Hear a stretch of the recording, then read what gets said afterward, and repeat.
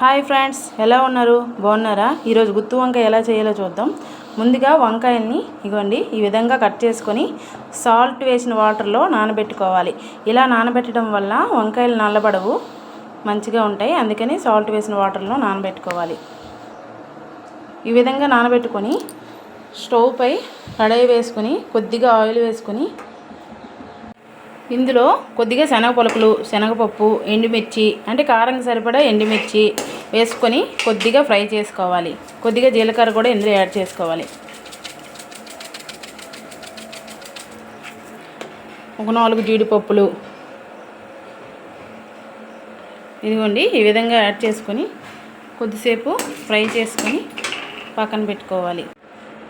ఆ తరువాత అదే కడాయిలో ఒక బిర్యానీ ఆకు, దాల్చిన చెక్క, యాలకులు ఒక 2, మిరియాలు వేసి కొద్దిగా లైట్గా ఫ్రై చేసి పక్కన పెట్టుకోవాలి. ఇందులో ఒక 2 ఆనియన్స్, అల్లం చిన్న చిన్న ముక్కలు, తెల్లుల్లిపాయలు యాడ్ చేసుకొని కాసేపు ఫ్రై చేసుకొని వీటిని కూడా పక్కన పెట్టుకోవాలి. ఇందులో టమాటాలను కూడా యాడ్ చేసుకొని కాసేపు పచ్చివాసన పోయేంత వరకు ఫ్రై చేసుకొని వీటిని కూడా పక్కన పెట్టి ఇందులో కొద్దిగా చింతపండు యాడ్ చేసుకొని కాసేపు చల్లారాక మిక్సీ పట్టుకోవాలి. కడాయిలో కొద్దిగా ఆయిల్ యాడ్ చేసుకొని వేడయ్యాక కొద్దిగా జీలకర్ర, కొద్దిగా ఆవాలు, ఒక 2 చిన్న బిర్యానీ ఆకులు వేసుకొని ఒక ఆనియను, కొద్దిగా కరివేపాకు వేసి కొద్దిగా కలర్ మారేంత వరకు వేయించుకోవాలి. ఇలా వేగిన ఆనియన్స్లో ముందుగా కట్ చేసి పెట్టుకున్న వంకాయలను యాడ్ చేసుకొని ఇవి మెత్తబడేంత వరకు వేయించుకోవాలి.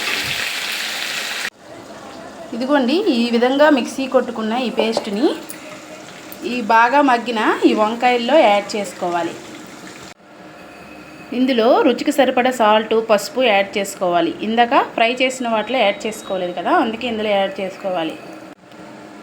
దీన్ని ఓసారి అలా కలుపుకొని కొద్దిగా వాటర్ యాడ్ చేసుకొని ఒక 5 మినిట్స్ ఉడికించుకుంటే ఇదిగోండి ఈ విధంగా ఉడికిపోయిన తర్వాత స్టవ్ ఆపేసుకుంటే ఎంతో రుచికరమైన గుత్తి వంకాయ కూర రెడీ అయిపోయింది. అంతే ఫ్రెండ్స్, సింపుల్. ఈ వీడియో కనుక మీకు నచ్చినట్లయితే సబ్స్క్రైబ్ చేసుకోండి.